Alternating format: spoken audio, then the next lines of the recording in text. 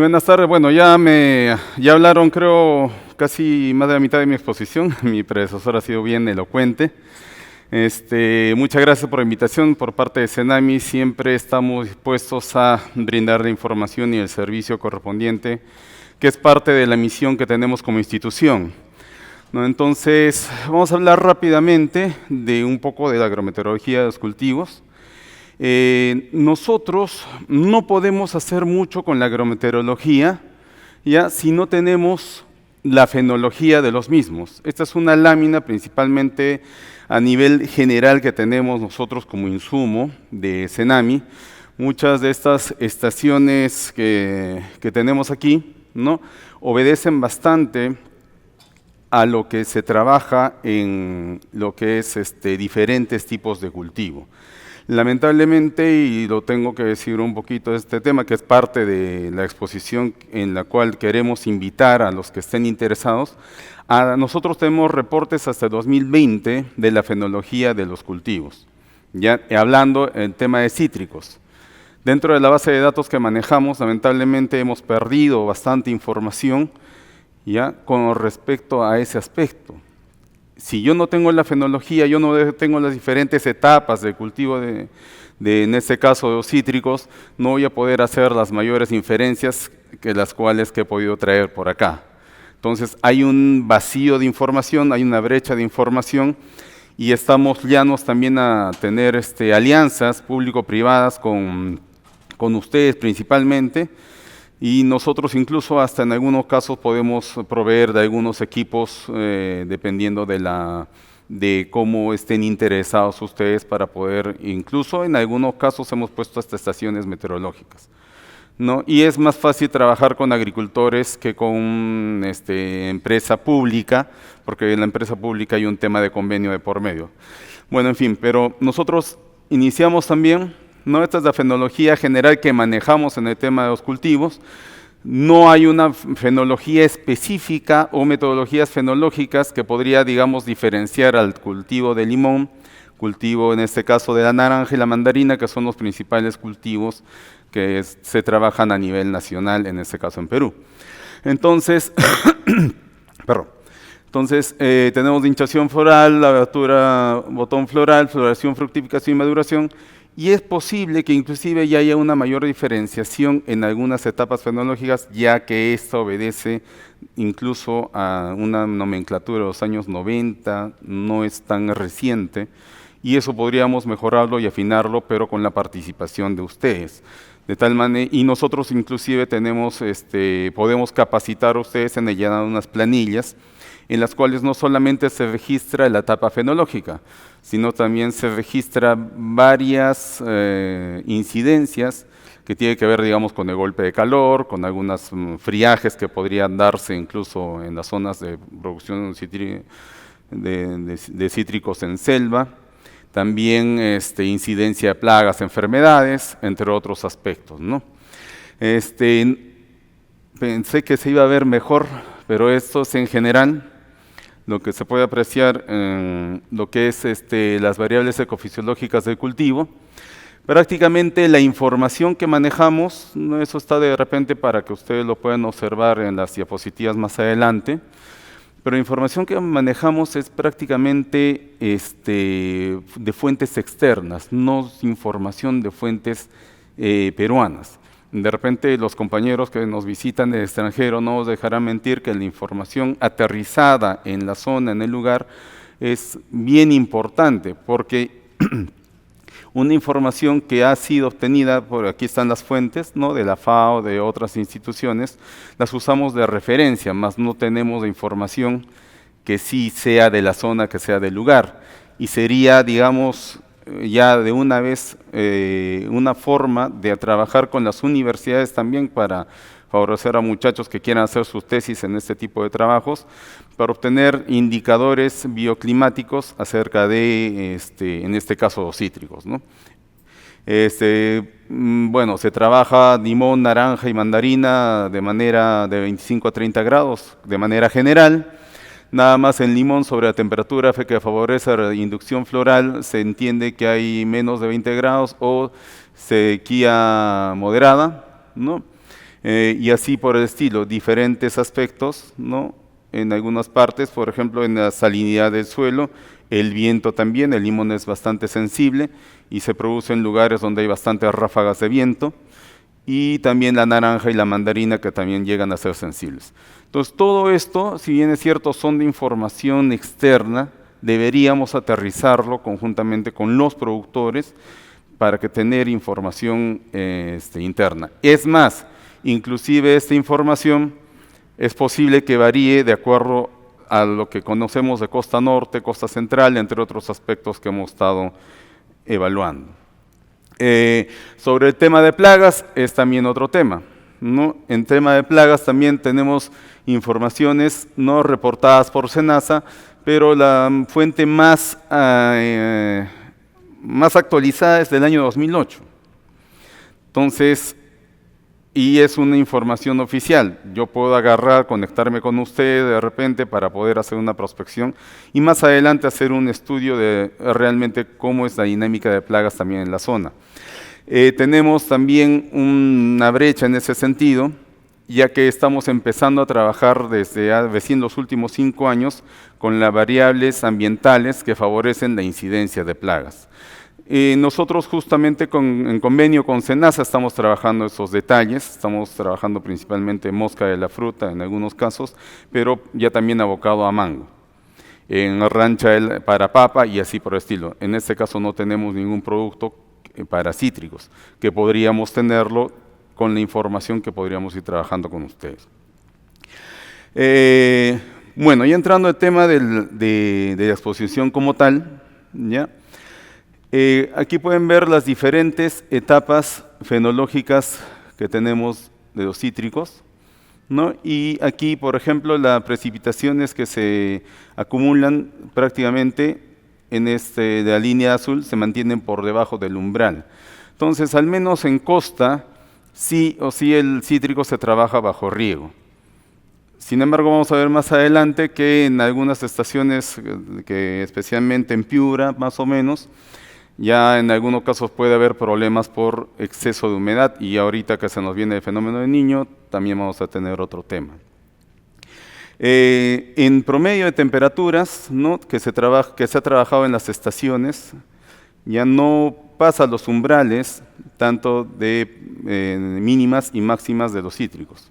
Es decir, si por alguna razón esta curva se eleva, quiere decir que ya puede haber un problema que va a estresar a la planta, ¿no? Entonces se mantiene por debajo. Sin embargo, las temperaturas máximas están bien próximas al umbral superior de tolerancia de la adaptación del mismo cítrico. Es decir, entre las dos líneas punteadas, el cítrico se desarrolla de manera óptima. Sin embargo, los umbrales ya estamos viendo que se están acercando, el umbral mínimo ya también se aleja. Entonces sabemos que los cítricos también necesitan cierta cantidad de frío para poder pasar a sus etapas fisiológicas, especialmente en la floración, ¿no? Potenciales efectos de cambio climático y el fenómeno del Niño. Estos son unos mapas de los escenarios de cambio climático que hemos actualizado en el CEMIP 6 hace poco, será en diciembre, a lo mucho enero. Se han actualizado los escenarios de cambio climático por parte de la dependencia de CENAMI. Entonces, de manera promedio, ¿no? Anual, ya hasta el año 65, se tienen precipitaciones, ¿no? Principalmente en los escenarios que nos indicaron que ustedes tienen bastante cultivo de cítricos, al menos en costa.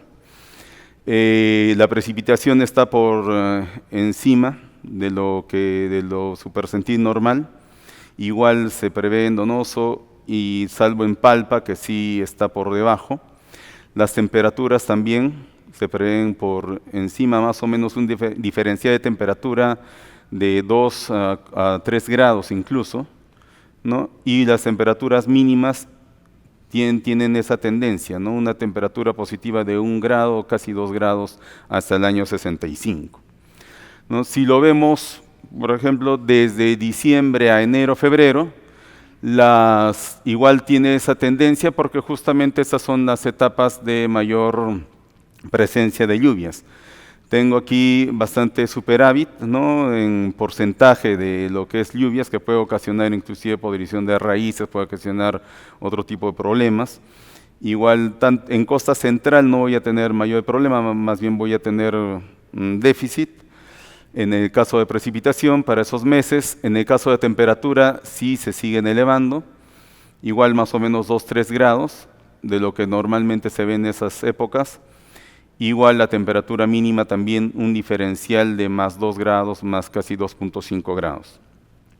Y eso lógicamente, ya les comentaba, por eso ponía la lámina anterior, que si pasa de ese umbral, ya la planta entra en estrés e incluso puede generar mecanismos, como ya lo dijo la expositora anterior, que ya puede redundar bastante no solamente en la calidad, sino en la presentación del mismo fruto. Para abril,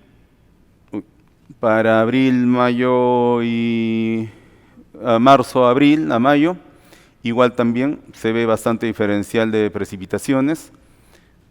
Se elevan las temperaturas, 2-3 grados aproximadamente, 2.5 grados, igual las temperaturas mínimas siguen esa tendencia.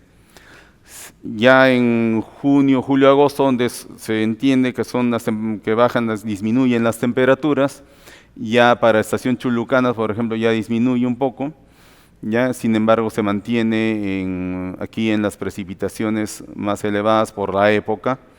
Las temperaturas máximas sí ahí se mantienen, ¿no? Aquí inclusive se siguen elevando en la parte de costa central, a pesar de la época que es junio, julio, agosto, donde debería disminuir, ¿no? Igual para las temperaturas mínimas, también un diferencial de 1.5 a 2 grados centígrados hacia el año 65. Para septiembre, octubre, noviembre tenemos casi la misma tendencia, la misma historia que podemos apreciar, al menos en temperaturas. Sí está marcado, porque para el año 65 vamos a tener un escenario de 1.5 a 2 o a 2.5 grados, por lo elevado por encima de lo normal, ¿no? Un poquito hemos hecho un trabajo, ¿no?, a requerimiento también por motivo de exposición. Se ha trabajado con la estación Chulucanas, con la estación Donoso, de Motupe, Soxi y Palpa. Entonces, Donoso, Palpa y Soxi son estaciones de costa central, Chulucanas y Motupe son estaciones de costa norte. Entonces, tenemos bastante estacionalidad de lo que es las precipitaciones. En Chulucanas, por ejemplo, hay demasiada precipitación, seguida de Motupe, ¿ya? Y sin embargo hay una marcada fase donde disminuye altamente la precipitación, y eso son condiciones naturales de costa que se pueden ir dando. En algunos casos hay en Soxi, por ejemplo, hay una pequeña variación. Sin embargo, este es el régimen típico de lo que sucede en costa, ¿no? En el aspecto de Chulucanas y Motupe, las temperaturas también son prácticamente constantes, ¿no? Sin embargo, en Soxi, en Donoso y en Palpa sí hay una diferenciación por la misma ubicación que estamos en costa central. Entonces, este escenario, ¿no?, presenta unas diferenciaciones marcadas versus a una constante que se da tanto en Motupe y en Chulucanas, en costa central. En lo que es la amplitud térmica, ya podemos apreciar que hay bastante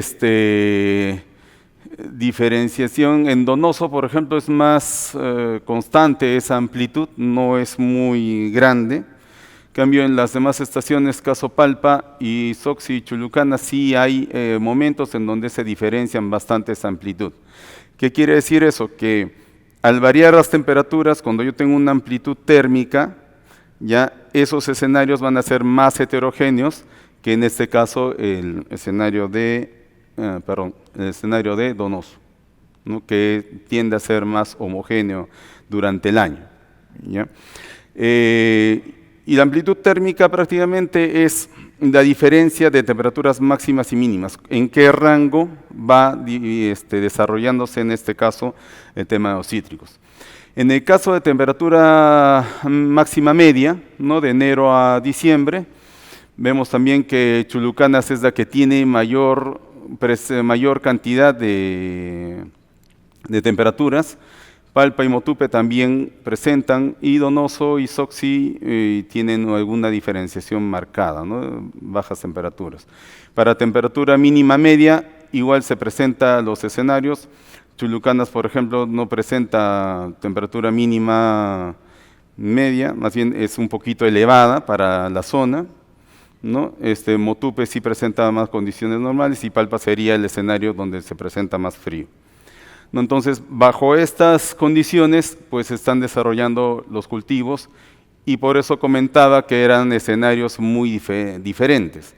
Por eso es necesario ir monitoreando no solamente las estaciones, sino también el cultivo o los cultivos, y por cultivo por variedad, para saber cuál es la respuesta de cada uno de nuestros cultivos a ese escenario. Hablando un poco de cambio climático, ¿no? Aquí, por ejemplo, tenemos la estación Chulucanas y la estación Motupe, más o menos hasta el 2040, 50, 60, ¿ya? No se nota muy bien, creo, por ahí. En el caso de la estación Motupe, ya hasta 2060 hay una tendencia ya no muy marcada de cambios de lo que es las olas de calor. En cambio, en el caso de Chulucanas, miren, es bien variable ese aspecto de olas de calor, ¿ya? Y hay una tendencia, la línea punteada me indica la tendencia de incremento, al menos en la estación Chulucanas, hasta el 2060. Igual, con el calendario de eventos, los días exactos de estrés cruzado y las líneas de fenología, aquí ya tengo las líneas de fenología, ¿ya? Donde los puntos rojos me muestran los días exactos que ocurre estrés por calor, ¿no?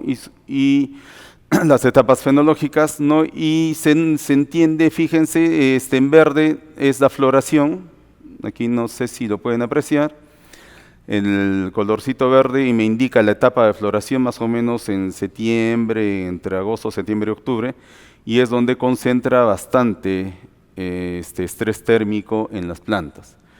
Entonces, y el estrés térmico puede producir incluso caída de flores, bajas en la producción de frutos, entre otros problemas que se pueden presentar también en la zona. También, si tengo elevada cantidad de calor, eso va a incrementar incluso la incidencia de plagas y en algunos casos enfermedades.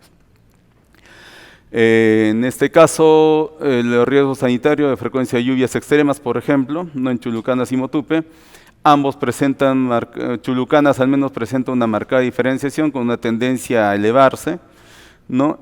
Y también igual en la tendencia que sigue Motupe, ¿no? Que son donde hay bastante precipitación en las zonas. Entonces, esto puede generar también mayor incidencia de enfermedades y, bueno, puede generar también inundaciones y un poco de estrés hídrico en las plantas. De calendario hídrico, de tormentas individuales, por ejemplo, ¿no? Se concentra principalmente en los meses de febrero, marzo y un poco hasta abril, ¿no? Donde prácticamente afecta el calendario de la cosecha. Entonces, si yo tengo bastante incidencia de tormentas y la coincidencia de eventos, pues no me va a facilitar también, muy más allá del aspecto fisiológico de la planta, aquí yo voy a tener problemas para el trabajo que tengo que realizar en el mismo campo y la logística que tengo que manejar con el campo. Es más, sabemos que cuando hay bastante lluvia, incluso algunos agricultores, algunos productores no pueden ni ingresar al campo, porque no van a poder realizar las labores correspondientes. Finalmente, para este aspecto, la frecuencia mensual de días fríos y cálidos, ya en Chulucanas, Motupe y Palpa prácticamente mantiene una constante frecuencia de días cálidos, no varía demasiado, pero Donoso sí mantiene una marcada diferenciación, al igual que Soxi, ¿no? Y aquí un poquito resaltamos, Soxi es un buen ejemplo para explicar el cambio climático, podría ser en meses hoy relativamente moderados, ¿no? Puede ser una persistencia en ¿cómo se llama?, en días cálidos, que se pueden presentar en la zona. Finalmente, sobre perspectivas climáticas, ¿no? Lo que va a pasar en abril, mayo, junio de este año, ya en el escenario de costa norte se presenta un escenario de precipitación normal superior a 38% normal a 40% superior. No se asusten porque ya está pasando la temporada de lluvias. Si bien es cierto, nosotros agarramos el dato para poder decir si va a ser superior o menor de lo que normalmente llueve. En este caso sí va a ser relativamente superior, pero ya es porque la temporada ya está acabando, ya al menos en el tema de precipitaciones. En costa central, Ancash y Lima se esperan precipitaciones dentro del rango normal. Las temperaturas máximas y mínimas oscilarán entre normales o superiores. Y costa sur predominan precipitaciones también dentro del rango normal, ¿no? Mientras que las mínimas mostrarán condiciones también normales. Aquí los mapas también nos indican que hay condiciones normales para la zona, en el tema de precipitación, para la zona costa norte.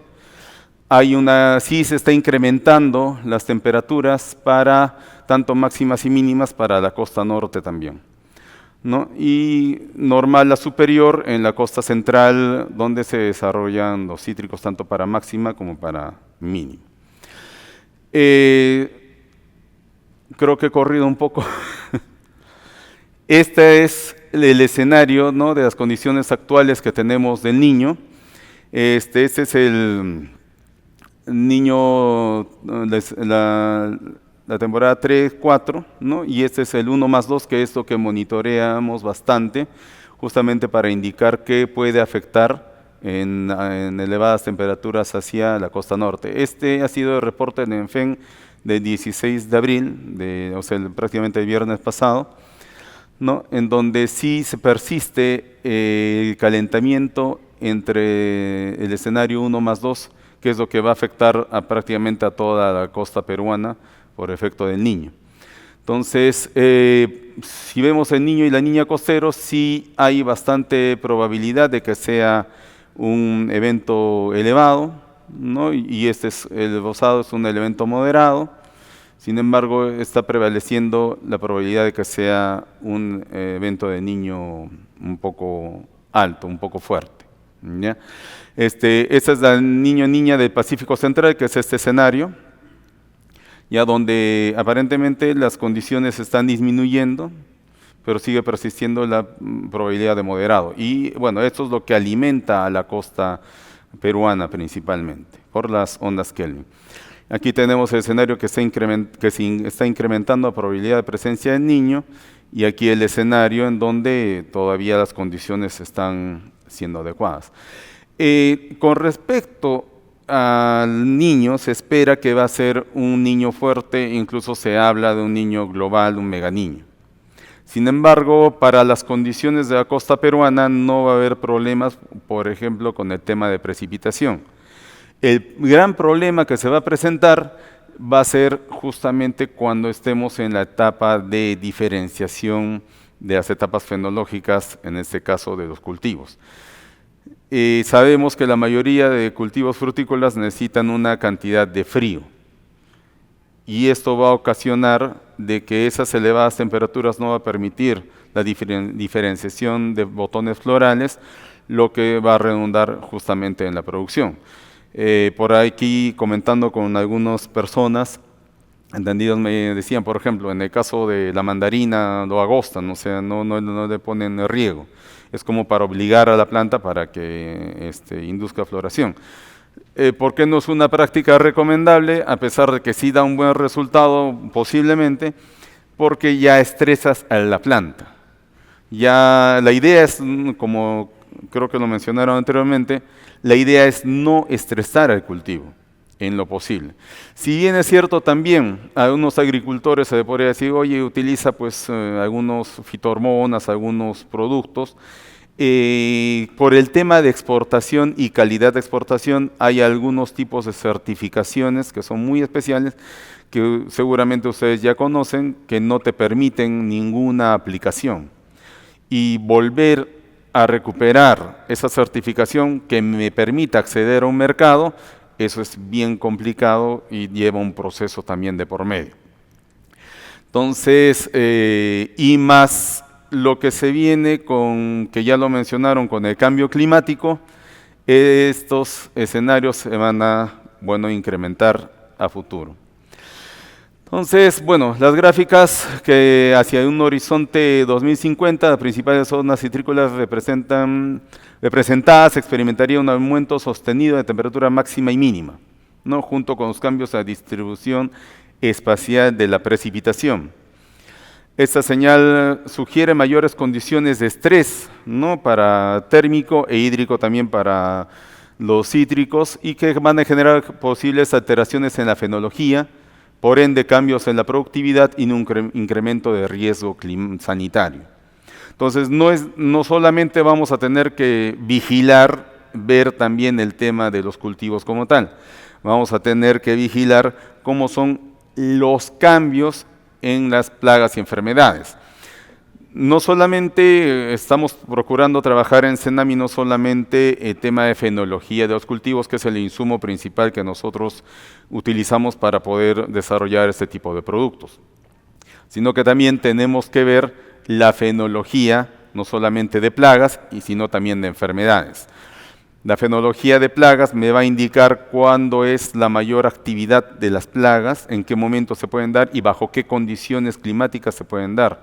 Igualmente que las enfermedades, ¿no? Que principalmente a veces dependen no solo de precipitación, también de la humedad atmosférica. Y eso va a permitir que también haya mayor incidencia de enfermedades. Y necesito conocer su fenología para saber en qué momento puedo realizar aplicaciones o simplemente evitar o hacer aplicaciones preventivas, que es un trabajo que podríamos ir desarrollando también conjuntamente con las universidades. En el norte y la costa central estos efectos podrían amplificarse cuando coincidan con el fenómeno del Niño, ¿no? Entonces ya sabemos que el fenómeno del Niño, si bien es cierto, tiene cierta frecuencia en algunos años, se presenta bajo ciertas condiciones. Sin embargo, más los escenarios de cambio climático y los fenómenos extremos, este escenario pues se incrementaría justamente con la presencia del Niño, ¿no? Y eso haría más vulnerable a los sistemas citrícolas que ustedes están trabajando en sus parcelas y en sus empresas. Hasta ahí nada más, es toda la presentación que he podido traerles. Muchas gracias.